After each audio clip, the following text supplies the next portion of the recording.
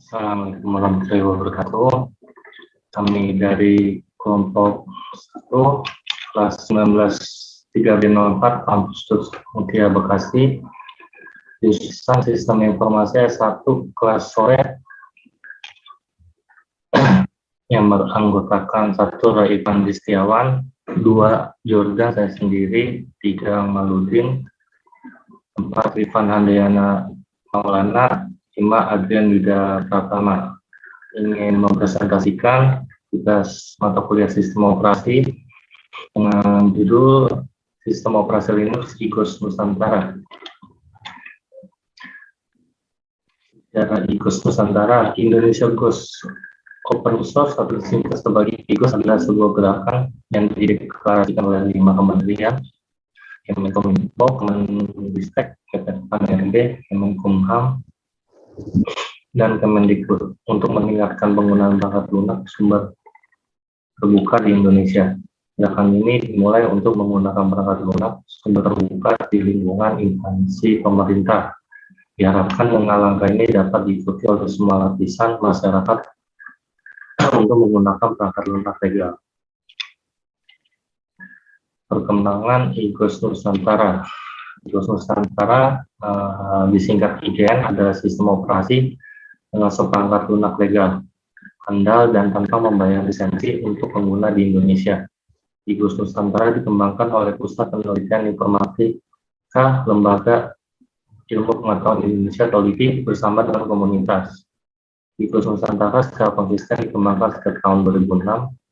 Setiap tahun dikeluarkan versi baru. Versi pertama dirilis tahun 2006 memakai nama IGN 2006 kode R1, lalu IGN 2007 kodenya R2, IGN 2008 kodenya R3, IGN 2009 kodenya R4, IGN 2010 kodenya R5, dan IGN 2011 dengan kode R6.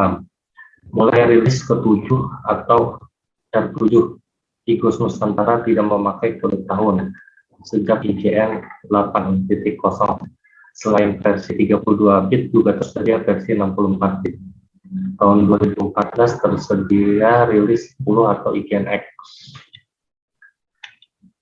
Deklarasi bersama pada tanggal 30 Juni 2004, program IGOS dideklarasikan secara bersama oleh Menteri Riset dan Teknologi Hatta Rajasa, Menteri Komunikasi dan Informasi Hadi Syamsul Muarif, Menteri Daya Aparatur Negara M. Faisal Tamin, Menteri Kehakiman dan HAM Yusril Izzat, dan Menteri Pendidikan Nasional Abdul Malik Fajar.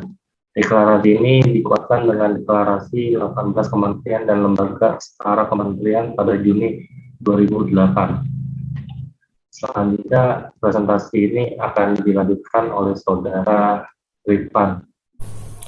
Baik, saya akan melanjutkan presentasi dari Jordan. Di sini saya akan menyampaikan isi deklarasi. Mengingat pentingnya peran teknologi informasi dalam kehidupan masyarakat terkait dengan pertumbuhan perekonomian, maka perlu peningkatan kemandirian, daya saing, kreativitas, serta inovasi bangsa sebagai kunci utama keberhasilan pembangunan bangsa Indonesia. Pemerintah bersama masyarakat bersepakat untuk melakukan upaya yang sungguh-sungguh dalam menguasai, mendayagunakan, dan memanfaatkan teknologi informasi. Dalam rangka mendukung keberhasilan upaya tersebut, pengembangan dan pemanfaatan open source software merupakan salah satu langkah strategis dalam mempercepat penguasaan teknologi informasi di Indonesia. Fitur utama IGOS Nusantara. IGOS Nusantara dilengkapi dengan berbagai perangkat lunak baru. Kernel sebagai inti sistem operasi pada IGN telah menggunakan kernel Linux yang mutakhir. IGN X0 telah memakai kernel Linux versi 3.17.3. Berikut ini beberapa paket atau aplikasi yang ada di IGOS Nusantara. Yang pertama yaitu aplikasi perkantoran, yaitu LibreOffice. Yang kedua aplikasi grafis, yaitu game, Inkscape, Blender. Dan yang ketiga aplikasi internet, yaitu Firefox, Pigeon, Thunderbird. Dan yang keempat aplikasi multimedia, yaitu Genome Player, XMMS, Audio Mixer, VLC. Dan yang kelima aplikasi bantu, yaitu GVerted, K3B, Beras Hero, NTFS, 3G. Kelebihan IGOS Nusantara. IGOS Nusantara memiliki beragam kelebihan, antara lain yang pertama, pengembangan yang konsisten, tiap tahun tersedia versi baru. Dan yang kedua, pengembangan dilakukan oleh LIPI bersama komunitas open source Indonesia. Dan yang ketiga, menggunakan bahasa Indonesia. Dan yang keempat, tampilan grafik, ikon, kertas dinding bernuansa Indonesia. Yang kelima, tersedia beragam pilihan media, yaitu Lab CD, DVD instalasi, Lab USB. Dan yang keenam, tersedia pilihan desktop, yaitu Cinnamon, Genome Classic, Genome Tree, KDE, LXDE, Match, OpenBox, XFCE. Dan yang ketujuh, tersedia server repository yang terhubung di IIX. Dan yang kedelapan, tersedia beragam media untuk bantuan ke pengguna, yaitu milis, forum, wiki, buku panduan, surat elektronik. Tersedia hampir 100 panduan yang ada di IGOS Nusantara Wiki atau IGN Wiki. Yang kesembilan, interaksi cepat melalui penggunaan media sosial, yaitu halaman dan grup IGOS Nusantara di Facebook. Dan yang 10, tersedia versi 60 bit sejak IGOS Nusantara R80. Baik, presentasi ini akan dilanjutkan oleh Saudara Angaludin. Saya akan melanjutkan apa yang dipresentasikan oleh Bang Ridwan Handayani Maulana. Oke, kita masih ngebahas tentang kelebihan IGOS Nusantara. Yang ke-11, IGOS Nusantara Desktop dapat dijadikan sebagai server. Caranya, pilih instalasi minimal atau konsol atau terminal lalu pasang paket server. Yang ke-12, tersedia versi IGOS Nusantara untuk server. Tersedia rilis awal dengan nama IGOS Nusantara X9. 13. Tersedia versi IGOS Nusantara untuk sistem informasi geografis, yaitu IGN OpenGeo. Yang ke-14, tersedia distro turunan IGOS Nusantara, yaitu distro ITS Emas dan IGN ITER. Yang ke-15, berukuran ringkas, 1 live CD berisi sistem informasi, aplikasi perkantoran, multimedia, internet, dan permainan dan sebagainya. 16. Kontribusi pengembangan IGOS Nusantara didukung beragam pihak atau instansi. Yang 17. Komunitas pengguna IGOS Nusantara cukup aktif. Yang 18. Telah dipakai di beberapa kegiatan atau pertemuan regional saat seminar, kampus, Pemda, dan sebagainya. Yang ke-19. Beberapa versi IGOS Nusantara telah disertakan atau dibundel di majalah dan di tabloid komputer. Oke, slide selanjutnya, kekurangan IGOS Nusantara. Pertama, sistem operasi yang digunakan sama sekali berbeda dengan Windows sehingga perlu waktu dan tenaga untuk belajar menggunakannya. Yang kedua, ada beberapa hardware yang belum terintegrasi drivernya di IGOS. Selanjutnya, pengguna IGOS Nusantara.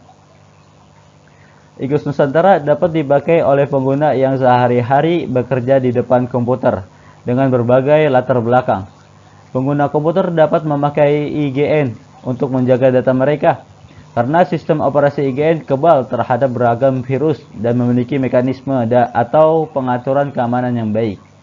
Berbagai aplikasi yang disiapkan pengembang IGN mampu menjawab beragam kebutuhan pengguna dari berbagai kalangan, seperti pengguna umum, sekretaris profesional, desain grafis, mahasiswa, pelajar, dan lain-lain. Selanjutnya, persyaratan perangkat keras. Perangkat keras yang diperlukan untuk menjalankan sistem IGN adalah 1. Prosesor Intel, AMD, Cyrix atau VIA dengan kecepatan setara Pentium 3, disarankan setara Pentium 4 atau di atasnya. Yang kedua, IGN 2006 sampai IGN 2010 perlu RAM minimal 128 MB. Disarankan lebih sama dengan 512 MB. RAM lebih besar akan lebih baik. IGN 7, IGN 8, IGN 9, IGN 10, dan IGN terbaru disarankan RAM lebih sama dengan 1 GB. Yang keempat, untuk instalasi ke harddisk perlu partisi kosong minimal 8 GB, disarankan lebih sama dengan 20 GB. Yang kelima, untuk instalasi perlu CD atau DVD ROM atau memakai boot memakai USB flash disk.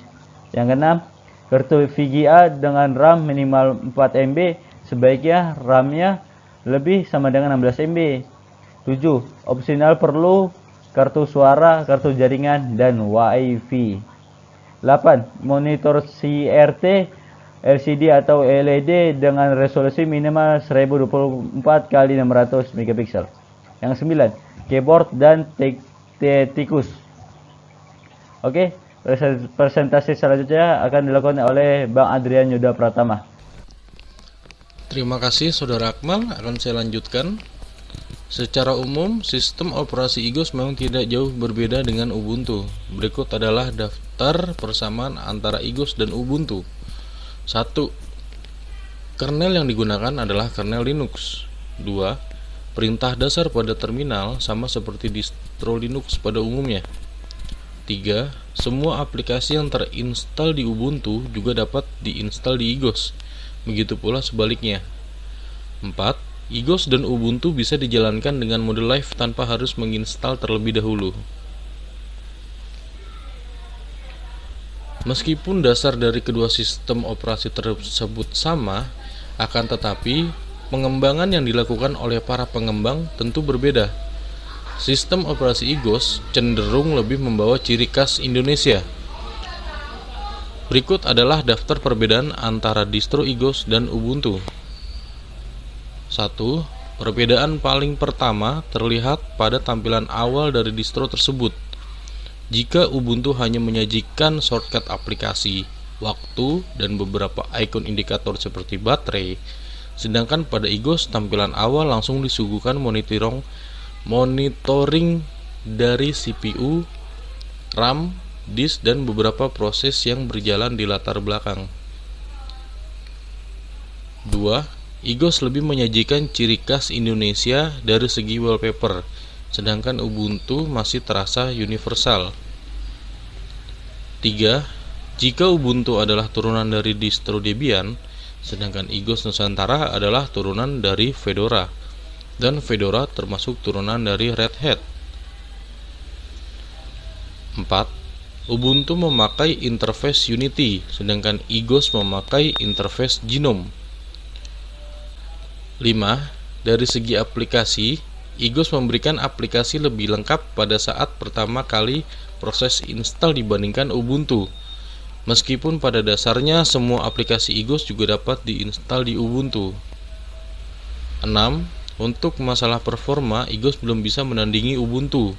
Masih dapat dirasakan bahwa Ubuntu berjalan lebih stabil dibandingkan IGOS.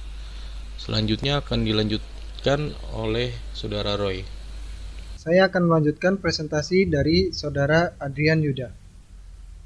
Berikut adalah tampilan OS IGOS Nusantara. Ini adalah layar login saat memakai IGN D9.2 versi 9 desktop. Ini adalah tampilan desktop saat memakai IGN 8.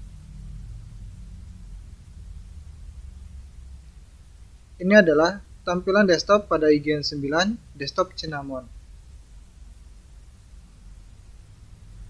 Ini adalah tampilan desktop pada IGN 9 desktop GNO ME3.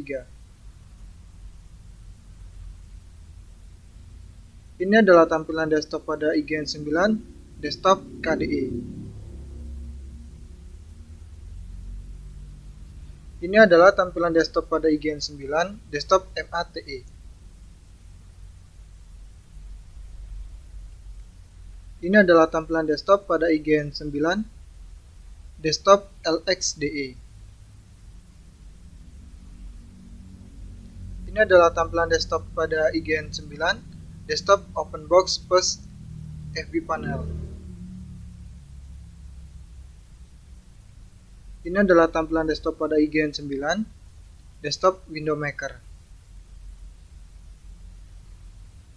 Sekian presentasi dari kelompok kami, kurang lebihnya mohon maaf. Wassalamualaikum warahmatullahi wabarakatuh.